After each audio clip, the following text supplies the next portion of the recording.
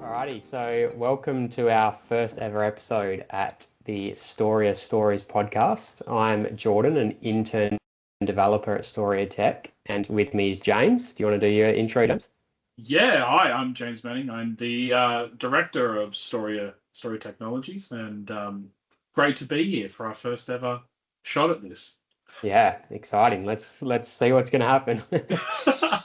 So for our first episode, we've decided to go with the topic of businesses and companies outgrowing their off-the-shelf systems and softwares, and the moment they knew that it was time to go custom. So I'm happy to get straight into it. Let's start off with, having been in the industry for over 15 years, this is yourself obviously, what are some of the stories that you've heard or been involved in regarding companies reaching the breaking point for their off-the-shelf tool that they're using, and it not aligning with their business objectives? Yeah, it's a lot more common, especially for businesses that have been around for a long time. Like especially in Australia, we have a lot of what I would call historical businesses. So they've lived for a long time, whether it's a small or large business, family owned or anything like that. They've existed for a long time and gone through so many iterations, and like family owned ones are the best because this goes from maybe the grandparents to the parents to the kids. Yep. And through every single one of those changes, there's a new iteration or new ideas come through around how the business is meant to be run. And typically that comes with a new appreciation of technology. So, the next generation will go, the way they did it before was not great, or it was fine, but it can be improved. So we're looking to evolve our technology to fit with the new generation and new times. And the same thing, like, when we've seen ever since the early 2000s, when the internet boom really happened, there's been such a massive transition in that technology and how it's evolved. So before like software as a service was the thing, there was a lot more custom software out there. But even then, it was still really outdated and it had to evolve. And like one business that I think of, and of course, I'm not going to mention any names. One business that I worked with, they had the same software package for nearly 16, 17 years. And it was classic. Like it was built for their structure. And like how they did their business, but it was so slow and so clunky. It had like what we call the Band-Aid effect. So a lot of changes just slapped on top of each other in order to get it to fit with the way that their business has evolved. Yep. But it became so complex and so like kind of this monolithic beast that was controlling their business. In order to change it, in order to go to the next step, it became like really complicated. So you had to take everything that they used to do and fit it into a funnel of, a modern structure, a modern framework, which became very hard. And the good thing is now they're still iterating through that. We're able to implement the new way of doing things in a new system, but it's even now it's still evolving to how they want, especially with the AI coming up and being a major thing. They're wanting to integrate that into their new system to make it better for their business, to help refine their processes, make things faster and more efficient, all of that. So yeah, you see it happen so often, and it does come with a generational thing, but it also comes down to, does our process fit the software? So from a business perspective, are we trying to work around the system that we've got in order to make our business work, or is our software based on how our business works? And you've got to see, really be understanding of that position, because if you're not and you don't really know, then more than likely it's your system that controls your business instead of your business controlling the system. And when you don't know that, it's probably time to go, are we in a position now where we need to grow bigger and move away from the software package that we're working with? And SaaS is great. Don't get me wrong. I'm a huge supporter of SaaS, but there are limitations to it. Software as a service is designed for a large audience. It's designed to meet the requirements of a large group of people. Yep. Every business is nuanced in its own way. It has its own little thing that it requires to do. So it's the 80-20 principle. SaaS will do 80% of what you want, but it doesn't do the 20% that you need. And a lot of businesses get away with that, and that's totally fine. But there does come a breaking point in the growth and scale of any one enterprise that eventually you're going to break through what your current system can do, and you need to evolve. So to wind back to the original question for the breaking point, then would you almost summarize it in a way that if you use that 80-20 rule, that one of the main breaking points that you would see is the 80-20 becomes more than that? Yeah, absolutely. So if you find that it's your software is doing doing so much for your business, and it's really helping with the efficiencies, and it's helping progress and all of that, and then after a while you find that what it is doing just isn't enough anymore, and you're going, I would really love this report so I could have better visibility. I would really love a button here so that it could run some background jobs for me to handle our invoicing, or some more control over the reminders so that our salespeople are a bit more engaged with our potential clients. When you start going, I wish we had this, that's the time where the 20% is starting to grow. So then you're saying it's becoming 21, 22, all 30, 40, and then eventually you realize, damn, like this doesn't do half the stuff that I need it to do now. We're growing beyond what this package is capable of applying. And I think you probably hit it like the nail on the head really well when you mentioned like nuances. And I guess it's when those nuances become more and more, either more in number of like the number of nuances, or the nuances become more and more important in terms of addressing. So to also go back to one of the other things that you mentioned about some of the older, more long-running businesses that you've had dealings with, and you said that the software that they were using was like very old and very basic and the band-aids. What do you think stopped them from upgrading sooner? Like, do you think there was some sort of attachment there, or a reluctance to upgrade? And if so, what would you say? I would say, okay, so 100% it was definitely a reluctance. There was fear associated with it. And there was a level of attachment. So you got to remember that this business had been around for decades beforehand, before it even really started touching technology. And then when it started hitting technology, it spent a long time in this one system and built a really large database of customers, of jobs that they had done, products that they had sold.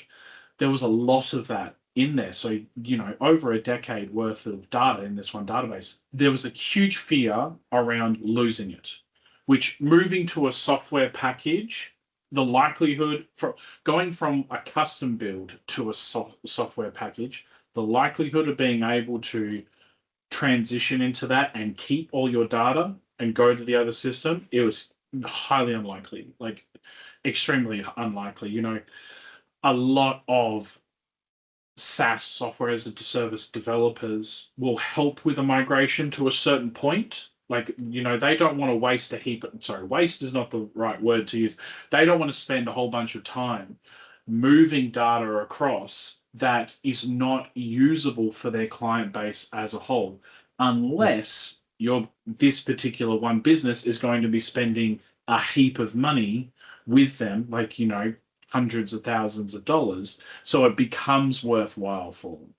But in any one case, it's very unlikely that's going to happen. So yes, there is a fear, there is a reluctance around it. And that's where custom comes in, right? And it's about building a relationship between the developer and the business. So they understand, okay, your history is really vital and important to your business. So when you move over, that has to come with us. We need to be able to manage and merge that data in one format and take it to the next. So a migration, what we call a data migration. So it needs to move over. It all has to be accessible in some way, in some format. So that is really important. And that's custom software will typically handle that for you. It's about, as long as the developer that you're working with understands the importance of it and why you're wanting to do that and what it means to be without, like what are the consequences of going without the data. That's where that relationship comes in, and the developer will understand and take steps, or even as part, the quoting process or the scoping process, gathering requirements. Migration will be a part of that. Yeah. They'll understand, okay, this is how we're going to extract the data and move it over. And so in the times where you have had these clients that have been reluctant and are working with outdated and archaic softwares or systems, and then you have built them something custom, have they ever then gone back and gone, no, I want to go back to the old system? Or was their reluctance turned to gratefulness once they got used to it? Yeah, there is a changeover process. So it takes to get a bit of getting used to for implementing new systems. So there was definitely some adversity at the beginning. So some of their staff would be like, okay, I'm not really too sure about this. More so the ones that didn't have a lot of input at the beginning, who probably what we would consider down the rung of practical input. However, over time and with adjustments, they became more familiar with it. They understood the simplicity of how it worked. So if there was more take on, and then eventually kind of that adversity or that resistance went away, and then everyone was really happy. So in the end, yes, absolutely, they were like, great, this is awesome.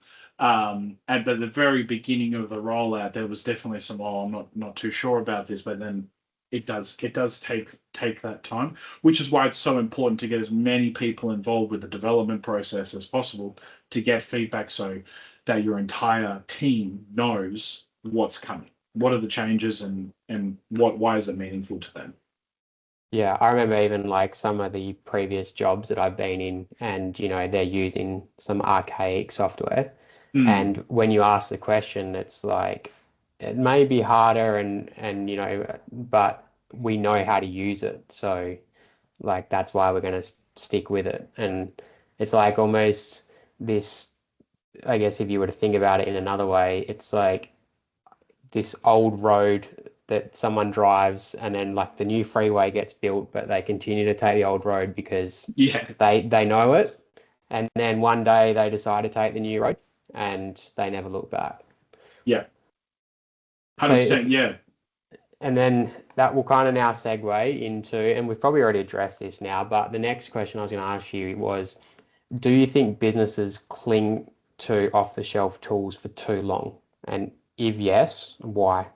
Well, that is a good question. So long answer, yes. Short answer, yes. Long answer is yes with a but. Yeah. Some businesses may cling onto it because, as I said, everyone they're so different in how they deal with their processes, and how they interact internally and externally. So they may find that SaaS will it will cover everything that they need from a major point, and it's maybe more 90 that does 90% of what they want, and then that there's only 10% left over what they need, and they have their own processes to deal with that, and that's okay. There are others who, and as I said earlier, there are some who build their business around the system. And the reason why they've done that is because they've held on to it for so long, right? And it's become an integral, it's more reliance than utilization. So they're relying on this piece of software to keep their business going. And without it, they're stuffed. There's nothing further they can really do. There's nothing out there that can really fit into the gap that they need it to, that particular package fills. So yeah, it's really is. I personally think, yes, there are businesses who hold on to it for way too long, just out of, again, it could be fear, or it could be attachment, whatever the reason being. And then there are some who are so reliant on their business, on their software, that they feel like the whole business is going to crash down if it goes. And then in that case, I go, well, what if it does? What are you going to do? Like, if your system crashes tomorrow, what happens? What happens if it doesn't come back for 2 days? How much money are you potentially going to lose? What's the backup? What are you going to do? So it's those questions that need to be asked. Are you holding on to this for dear life, or are you holding on to it because it actually helps you? Yeah. So that's really what it comes down to. So there's no simple answer to that question. Like, I would say, SaaS is great. I highly recommend it for a lot of businesses, but there is a limit, and you do need to look beyond that limit when it comes. Cool. And so they've decided that maybe they are going to look into custom instead of some SaaS off the shelf. Now there's quite a few myths potentially surrounding custom software. So as someone that's been in the industry for over 15 years, primarily been the custom software builder, what is one myth that you would like to debunk right now about custom software? Oh man, I'm sure there's many. Let's keep it at one. The main one. This is, and I'm gonna say it's controversial for some, and especially within the group of development companies that I've worked with, is that custom software doesn't have to be extremely expensive. It doesn't have to be unattainable. I have seen quotes. I've been a part of teams that have given quotes for $500,000, $1 million and a half for developing software. Whether that's justified or not, I couldn't really say, because I didn't have the full scope of what was going to be delivered. But for a lot of businesses, right, that is unattainable. And especially now, like, we're in a huge money crisis at the moment, and where small business especially is being hit like phenomenally.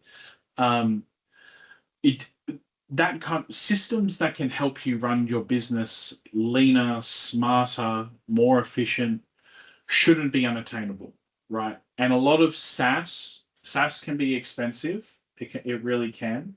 It can also be a cheaper option, but again, it comes down to what you need versus what you want. And a lot of the time, a custom software solution is going to give you closer to the range of 100%. Like, it may not give you everything depending on the complexities of your business. There may be just some things that are going to be too expensive to implement right now, but there's definitely no reason why you can't do it later. So software development doesn't have to be expensive.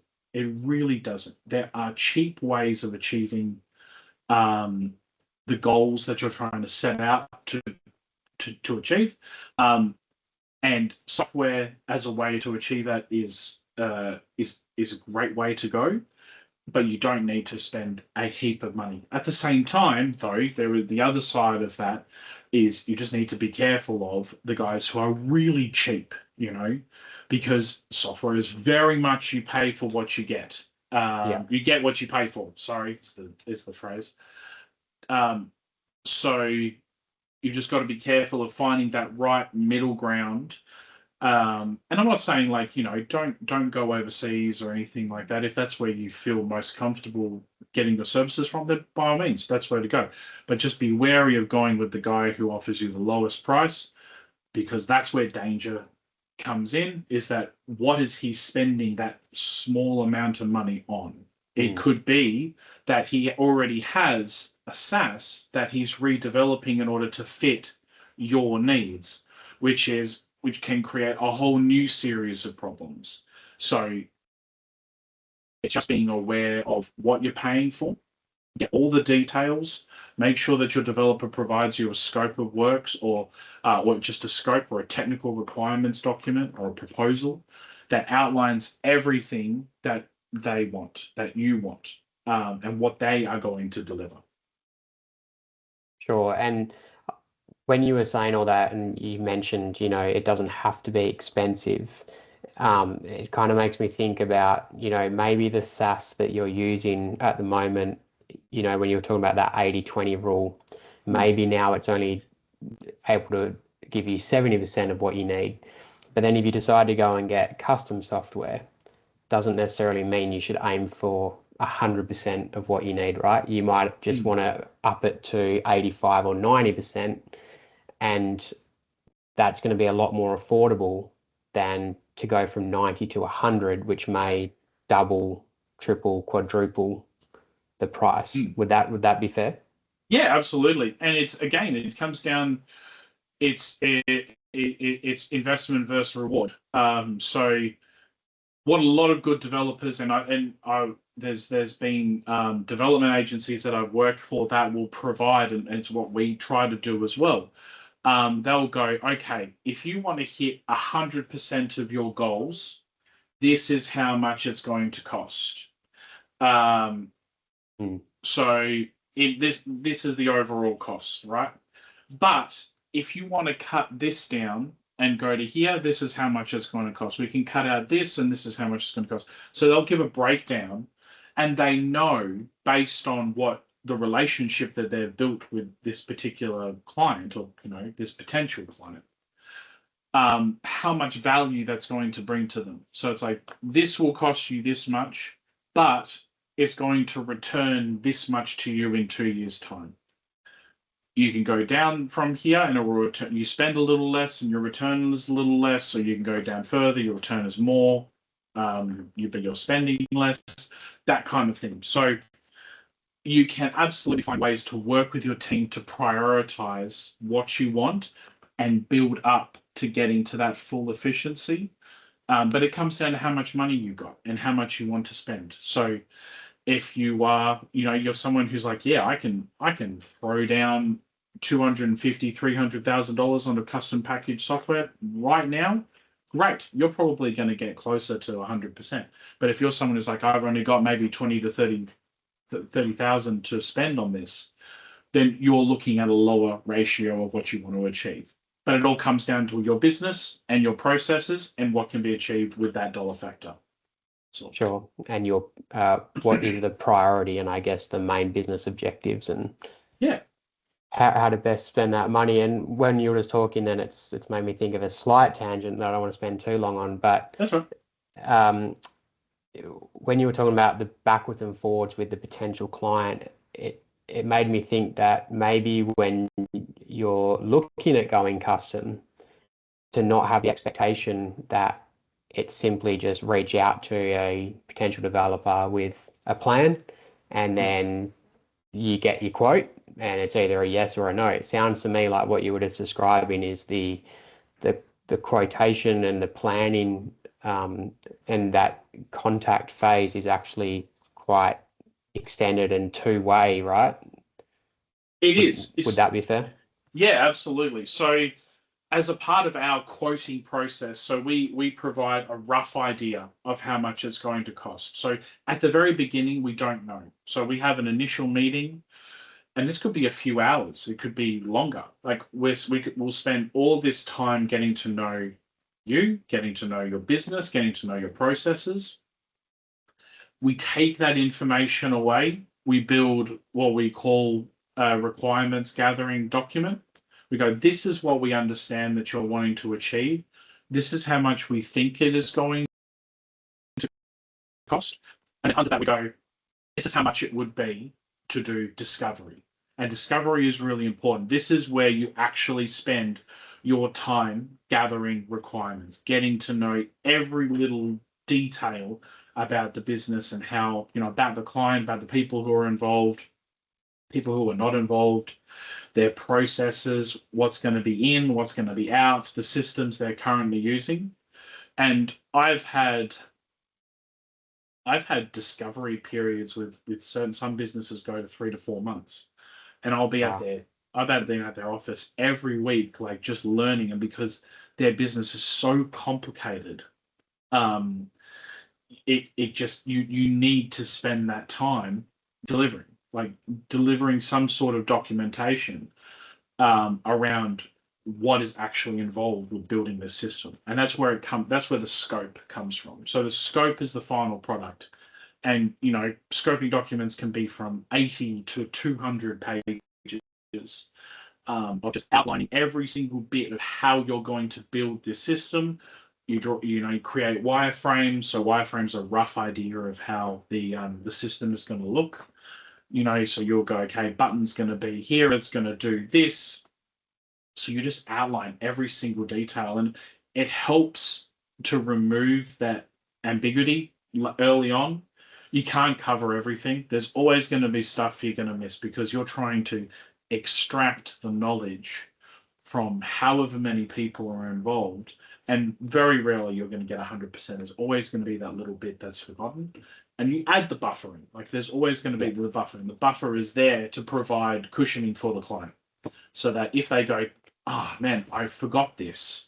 Right, there's this piece of really critical information. I forgot it. And now you're 2 weeks into the development and you're like, well, would have been great to know that at the beginning. You have that buffering so that you need to rework. So that's where it comes in. You got to spend the time, build a relationship, document everything out, and that's a lesson that I've hard learned. Like I've definitely been the cowboy, a cowboy developer, just going, hey, I can do that for you, and just diving in, and then you realize, 6 months into the project, damn, I really should have spent more time planning this. But it's a lesson that I find a lot of developers have to learn. You've got to realize you need a plan. Always need a plan. Everyone needs to be on the same page. Otherwise, it can affect the relationship. It can be, it can make things really hard later on down the track. So you've just got to plan at the beginning, get everyone on the same page, document it out, hand it over, take them through it, and then if they're happy, you go ahead. Nice. That was a tangent, but I think it was one worth exploring. Yeah. So now to bring it slightly back, we spoke about the myth that you wanted to debunk. Now let's go to the opposite end of the spectrum where maybe there are things that aren't myths and they're actually true. So if a business is looking to go custom, what's some red flags that they should look out for? Well, so there's kind of there's different categories of red flags. Right? There's different categories of warning signs. For every project that we work on, we like to have what we call a champion. So that's someone on the other side who's with the client, who is effectively championing this project. So effectively a project manager on their side. Who is going to be the source of information for us, or at the very least, they know where to go to get this information. So in any one particular direction, they can go, yes, I know exactly what the deal is here, I can find out. One red flag is when they don't know who should be the champion. So there's no one single person who can coordinate. Not even a director. Like we've dealt with like people who own the business and they're just like, I have no idea how it runs internally. So you need that person. You have to have, and if there's someone who is not there who can't coordinate from the client side, that's a huge red flag, because that means that the information flow isn't going to be straight. It's not going to be straightforward, and there's more likely going to be things that are going to be missed. Even when you're scoping, you're going to find that there is just bits of information that's been tucked away in someone else's head that you don't get the chance to talk to, that no one really knows. And it's typically like it's their job to do this one thing, and no one really thinks about it because they just do it. And then you deliver the system and they're like, oh, what is so-and-so? Why isn't their thing included? I'm like, well, I have no idea. I had no idea they existed. So when there's no one person who can channel information, that's a worry. That's a huge red flag. I know we spoke about money before, but when another red flag would be around money. When there's poor expectations around how much something should cost. This actually happens when the very first time when a business starts to go custom, they have an idea in their head of how much it's going to cost. That's not necessarily a bad thing if you have an idea of what software should cost. So at the moment, it's really you're sitting down with them and you're trying to manage expectations. But if they come to you and go, oh, I actually think my budget's going to be this much. So let's say 20,000, and you're like, whoa, this project's actually probably going to cost 50. There's no way that I can fit what I'm trying to do into their budget. And you try to have that conversation with them, and they get defensive about it, going, "No, I'm very sure that we can achieve this with 20,000." That's a red flag. You got to be aware of that. So unrealistic expectations around cash, and that's when you've got to just manage it or walk away. Absolutely, it should be about walking away. Sorry, Jordan, I just need to pause there for a second. All good. So we're back, and you were just talking about the red flags. Yes. But I could tell you were coming at it from a developer's point of view. Yes. But I want to try and turn that around a bit 180 and think about, in your experience still though, as a developer, from a business point of view, what are red flags that businesses need to consider when they are considering or weighing up whether to go down the line of custom software or not? Okay. Right. So from a business's perspective, so I mentioned it earlier, so money. Yeah. Someone who's really cheap is a warning sign, because again, you got to ask, what are they doing with that cash? So they may go they may already have like a SaaS product that they're building on top of, which can be good for making the build cheaper, but then you're relying on that system to be working really efficiently, so you're effectively paying for another SaaS, and most of the time there will be a monthly cost associated with it. Another red flag to consider for businesses is someone who doesn't plan, who is not providing paperwork along the way. So they should at some point be providing a document that says this is what we do. Or at least something to a long level of detail. If you get like a 1 or 2 page proposal for a software development project, then you got to go, okay, like where's the rest of the information? I want to know what you're doing and how you're doing it. I want to know where you're putting my money. I would say, so once upon a time, I would have said, be aware of one-man bands, but don't be afraid of them. What I would say is at some point get an idea of who the rest of the team is. If someone says that they have a team, but they don't talk about them in any way, like they don't go, yeah, this is, I have my developer, Billy Bob, and then here's my other developer, Susan. You may find that they're just dealing with another outsourcing company. So, they could just be, again, they're finding a cheap way to deliver on projects, which it may not be a bad thing, but you want them to be transparent about it. Right, you want to know who you're getting in business with, and if they have really great coordination with their outsourced team or their overseas team, then that's fantastic. They'll probably be able to deliver, but you want to be aware of what they're doing. The last red flag that I see a lot is be aware of businesses who have a lot of clients come and then go. So get references, make sure that they're providing you with references, legitimate references of previous clients. I know it's one thing that case studies is something I've always struggled with. A lot of case studies are great, but you want to know the company behind that case study or the client behind that case study. What was their experience actually like? Case studies are one thing. They can, make the developer look like a really great person and great hero. And 9 times out of 10, they're probably going to be like that. But you want to make sure that the client is actually backing up what they've put on their website or what they're putting in their documentation. So just get references. Make sure, especially if you're going to spend a lot of money with them, it's an investment like buying a house or buying a car or anything like that. You just want to get a reference from their clients, just to make sure that you're working with them legitimately.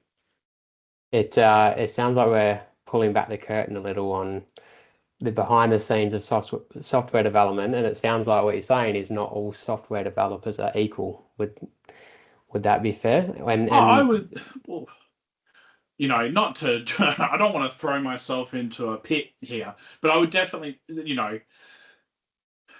short answer again is yes, not all software developers are equal. There are great ones and there are bad ones. And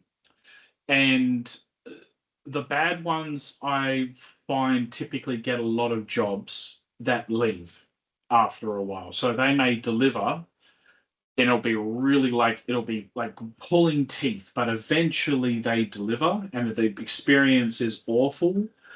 And then that client will move on to their second developer and start to get a feel for what it's actually like. You can get burned by developers. You can, and sometimes it's just down to inexperience. I've been there. I have been that inexperienced dev.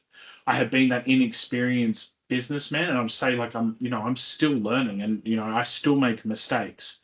But it's the ones you just got to make sure that are they being accountable? Are they actually owning the mistakes that they made and trying to fix them, or are they just trying to handball the mistakes off and charge you more money?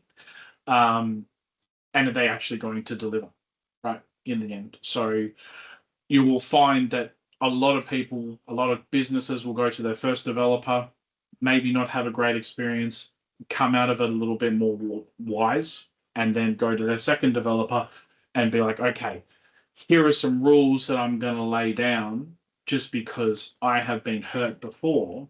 And if the new developer takes on and goes, hey, I totally understand that, I get that, then that's totally fine. But again, sometimes the result of that burning, like of being hurt by a previous developer, creates a lot of bitterness, and then you're fighting tooth and nail for something that you're fighting tooth and nail for a client to win the job. And the reality is that they've been hurt so much they're just never going to trust you. So that's when you need to walk away. As a developer, you need to walk away. But as long as the client comes out of it with a bit of wisdom and they're ready to take on the next step of their project with someone else and get and take their learning and their education that they've from their history, and move on, then you'll find that second relationship will work a lot better.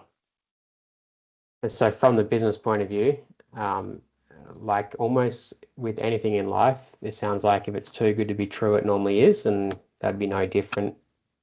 Yeah. For trying to go custom with software, right?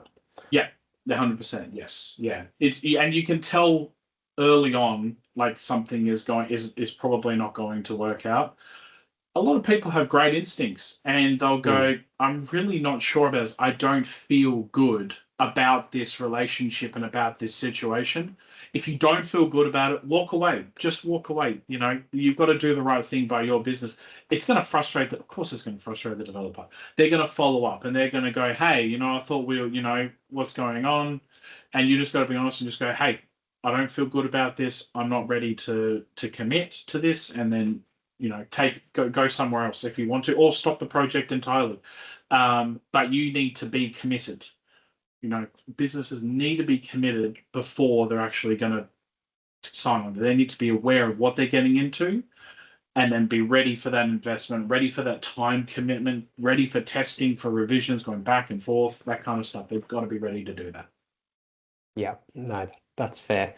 So I got one more question for you. Yep. And I feel like we've spoken a lot about businesses that are either already using SaaS and it's time for them to consider potentially going custom, or they've, in the very beginning we spoke about, they had custom, but it was quite archaic. But now let's think about a business that is just starting and they've, let's say budget, you know, I mean, budget's always a consideration, but say they've got the budget for custom potentially, they're tossing up off the shelf SaaS or custom. What do they need to be considering as part of that brainstorm? Okay, I would be, so if this is a brand new business, so no history, I would be looking at to the people who are starting it and for them to refer back to their history and say, what have we learned from our previous jobs? Because assuming that they're doing something similar to, you know, they're what they've done in the past. What have we learned from working at the previous companies? Did their systems work? Were their procedures good? Were their policies great? You know, if that's the case, then they can take all of that learning and implement it into something new, or take the mistakes, learn from the mistakes of their career, their career history, and take them forward into something new. So if they're starting out as something brand new, they've got all this knowledge and like, this is what we're going to do with our business. This is what we're going to do differently. And they've got that really clear in their minds and they've got that process and like, yes, we can document this. We can write up everything we're going to do start to finish. These are all the roles that are required. Here's all of our processes. Here's all of our procedures. This is how and when and why we're going to do what we're going to do. Then I'd say absolutely look at custom software. You've got a really clear vision, go to custom software. If you're starting a business and you're going, I'm not really too sure, I don't really know how this is all going to work, don't go custom, because you're going to find that process really, really hard, and it's going to drain you, and it's going to take away, I wouldn't say, you know, running a business is fun all the time, but what enjoyment you do get from it, I would say, is probably going to be taken away by managing a software project that you don't have a clear vision for. So I would go SaaS in that regard. So when you don't really know, go SaaS, figure out what your processes are, figure out what your policies are, and then learn from that. Learn from that, come away with a clearer vision, and then effectively grow out of it. Maybe spend a year or two working with SaaS, build your business up, spend the cash, make some money, and then look at a custom software solution in a couple of years once you really have a clear clarity on what you're wanting to achieve with your business. The flip side of that, though, is businesses who are wanting to build a product. So they're wanting to develop their own SaaS, and a part of starting their business is developing their SaaS. So whether you're getting investment or you're starting with a high level of capital, yeah, just make sure you have a plan. And if you have a plan, you can build a product. You can build your own SaaS. If you know that you have to build one and you don't have a plan, discuss that with your developer, whoever you're bringing on board to help support you. Just go, this is the goal. We just don't know how to get from point A to point B, and bring them in on that part of the project so that they're ready and go, okay, I know that as a part of this long-term solution, I need to do a lot more planning up front because the guys that I'm working with don't really know what they're wanting to achieve or how to get there. So yeah, there's a couple of ways to look at it. So there's some people who are required to create a custom software as the part of the nature of their business. Others are wanting to build custom software because that's the inevitability of their business, and it's just going to help with their processes. If they have a clear vision, go for it. If you don't have a clear vision, look at SaaS, learn from it, then come back to a developer later on. Having obviously been part of this conversation, and just thinking about what you've said at the start, you mentioned the 80-20 rule. And so if we were to apply that to this, say for the purpose of the argument that this new business knew they had a good, clear roadmap and they knew how their business was going to operate and what they needed, would it be fair to use that as a strategy or as a means of whether to weigh up whether you want to go SaaS or custom would be apply the 80-20 rule? So when they're looking at a SaaS and what the SaaS can provide, you try and sort of apply that 80-20. Is what it can provide going to achieve 80% of what I need? And if not, would that be a pretty good benchmark or rule of thumb to consider custom or SaaS? Yeah, well, again, it depends on what that 80% is and what are you missing out on. So if you're starting off as a brand new business and you don't have, so I'll go back to the business example that didn't have a clear vision. But they go, okay, I'm going to start this kind of business. I know what's involved with running that business. And, here are the processes roughly of what I've got to do. Here are the policies that I need to be implementing. Here are the standards. And they're looking at going with SaaS and they're going, okay, here's the things that I need to achieve that I know from my experience. Do the features of this SaaS fit that? Right? Are they going to actually help me with this outcome? And they may go, cool, and then they do a comparison. They just go, cool, okay, here's all the policies, procedures, standards, everything. And I can see that out of my stuff, this SaaS is only going to meet 50% of it, right? Or they may go, it's going to meet 80%, but the 20% that's left over is incredibly important. Like I can't be without that. So, and then in those cases, you go, okay, this isn't going to work. This SaaS product isn't going to work. Maybe you do a bit more research and you find, no, there's not really anything that's going to fit me. It just, it doesn't fit the solution that I'm trying to achieve. Then from there, you go, okay, now I've got to make that decision.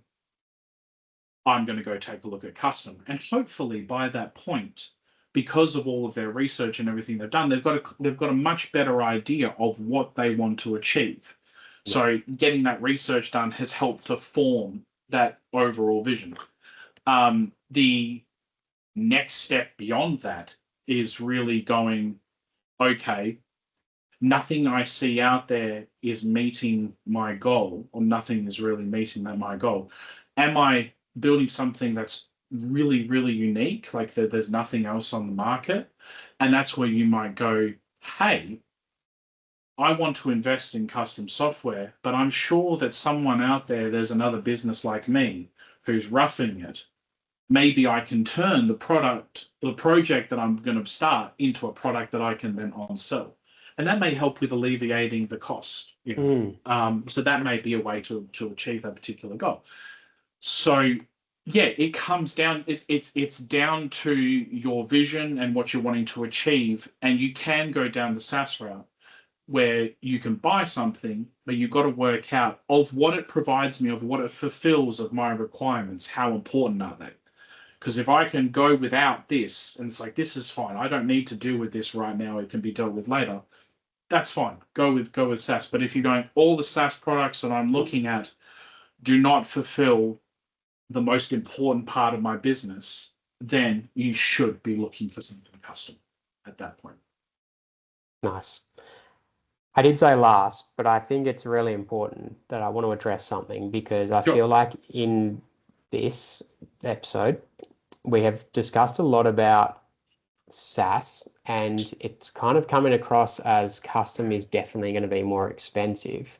But can we maybe talk about SaaS isn't free, right? And so is it the case that, I mean, generally custom will be more expensive initially, outlay, but potentially long term? Is there also a consideration in terms of cost and what you get out of it, especially if you're thinking long-term vision? Yes. So software as a service has a long-term cost. It has, over the period and life cycle, it will cost a certain amount per month, per year, whatever. The other thing to consider with that is that you are beholden to the terms of the supplier. If they change the price, they change the price. Nothing you can do about that. They may go, yeah, we're going to release some new features that's going to increase the cost of our product by 20% across the board for everyone. No matter the plan or, you know, how much you pay per month or per year, it's going to cost you 20% more. And then the following year, they do the exact same thing. And they may release some features that you're like, man, I'm not even going to use this stuff. But now because they've done it, it's going to cost me 20% more, another 20%. I paid an extra 20% last year. Now I'm going to do it again. So over the life cycle of your utilization of that product, the price is inevitably going to go up because the cost of servers and people to maintain that product is going to go up. So you've got to think about that. You've got to take that into consideration, that in 1, 2, 3, 4 years' time, the cost of the service that you're relying on may go up 50%, 80%, or double. So there's a lifetime. There's a lifetime of usage and the cost associated with that. Custom software development has an initial upfront cost, whatever that may be, to get implementation going. And then typically, depending on the software you're working with, there is a hosting cost associated with. So for web applications, so a software that you use by going to a browser and you logging into it through a browser, it has to be hosted on a server somewhere.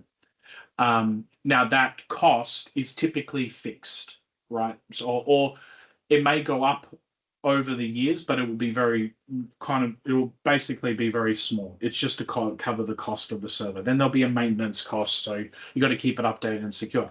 All of those costs typically come significantly less than the cost of a software as a service. Yeah.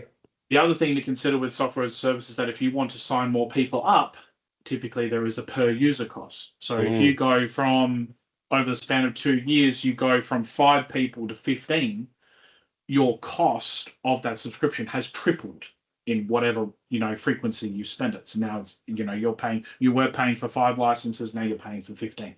So it's gone up considerably. The cost per user doesn't go up with custom. It just stays the way that it is. You may need to go up to a larger server, and then you'll just go, okay, a larger server is going to cost 5% more, or maybe it's 10% more because you've got more people using it. So if you've scaled from 100 to 200 people, maybe 300 people, and you're going, okay, we need to scale up the server, then you just got to consider, we're going to have to pay maybe 10% extra on our monthly hosting costs. But again, that's going to be significantly less than it is to pay for software as a service. Or, if you are lucky enough to be a business that has its own really good IT infrastructure and you have your own servers, you can host it on that. It doesn't come at an extra cost. Then there'll still be a maintenance cost associated with it, just to make sure that it is maintained, that it's running well, it's secure and everything like that. But again, it is significantly less than what you pay per month for software as a service. Nice. Well said. Yeah. Very insightful. I've actually learned quite a lot listening to you in the last hour, so thank you for that. Good. Excellent. And I think we're going to wrap it up there, unless you've got anything else you want to add. No, thank you for doing this, and I'm excited to get this first episode out and see what the feedback is, and excited to do this again in a similar format. Yeah, keep an eye out for episode 2. Yeah, let's do it. Awesome. Cool. Thanks, guys.